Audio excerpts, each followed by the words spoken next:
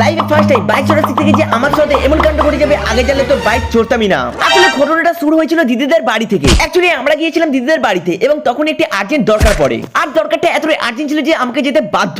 কিন্তু দুঃখের বিষয় হলো যে আমার 3 কোটি টাকার বাইকে ছিল তেল শেষ। কিন্তু তখনই আমি সোজা চলে গেলাম জ্যাম্বুর কাছে এবং জ্যাম্বুর কাছে গিয়ে কিছুটা কনভিন্স করিয়ে সোজা নিয়ে নিলাম জ্যাম্বুর বাইকের চাবি। কারণ আমাদের এই চারপাড়ের প্রাণীটা বাইক চড়া জানতো, আর সেই কারণে আমি এর উপর ভরসা করে বাইকের চাবি এর হাতে তুলে দিয়েছিলাম। কিন্তু দুঃখের বিষয় হলো যে পরে জানতে পারলাম যে এই প্রাণীটা বাইক চড়া জানেই না। মানে কোন রকম আমাকে মাঝ রাস্তায় এনে বলে আমি আর বাইক চালাতে পারছি না ভাই, তুই ধর। কিন্তু আমি তো ভাই আমার 3 কোটি টাকার বাইক চালিয়ে অভ্যস্ত, আর এই কম দামি বাইক আমার হাতে শুট করবে কি করবে না, তাহলে পরে কি হয়ে যাবে তাতে আমি কি করব। কিন্তু কি আর করে যাবে, মাঝ রাস্তায় চলে এসেছি, বাড়ি তো যেতেই হবে। সেই কারণে নিজের মাথার উপর চাপটা নিয়ে সোজা বাইকটাকে হাতে নিয়ে বেরিয়ে পড়লাম যাওয়ার জন্য। আর যেতে কি অতীতে আপ্যায়ন মারি, পুরো শ্বশুর বাড়ির মতো। মানে দেখো রোডটা আমার জন্য তৈরি করা হচ্ছে, আমি যাবো বলে। বাই দ্য ওয়ে গাইস, প্রথমবার বাইক চালিয়ে আমি তো খুব মজা পেয়েছি, আর তোমরাও মজা পেতে পারো আমাদের চ্যানেলটিকে সাবস্ক্রাইব করে, কারণ নেক্সট ভিডিও আসতে চলেছে, তাতে তোমার পেট পুরো ফেটে যাবে হেসে হেসে।